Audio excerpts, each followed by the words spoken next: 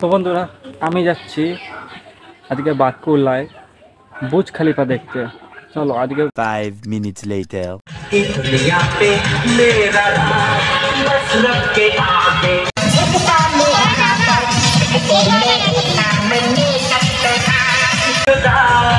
मैं बादशाह का बादशाह।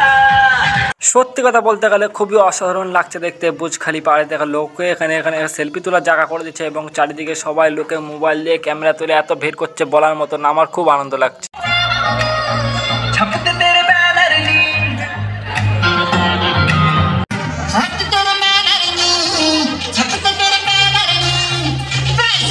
এখানে দাঁড়িয়ে এত সুন্দর লাগছে যে মনে হচ্ছে আমি একটা কোন একটা জায়গায় চলে এসেছি, পপ টাইপের কিছু।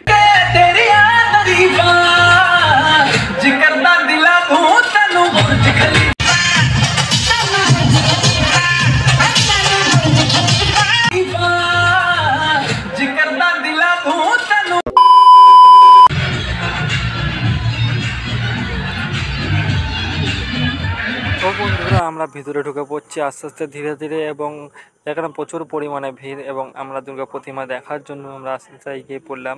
আর ভিতরটা বেশ সুন্দরভাবে সাজানো হয়েছে আর শয়ে শয়ে লোক দেখতে পাচ্ছ, সবাই কত ভিড়, মানে কত পরিমাণে।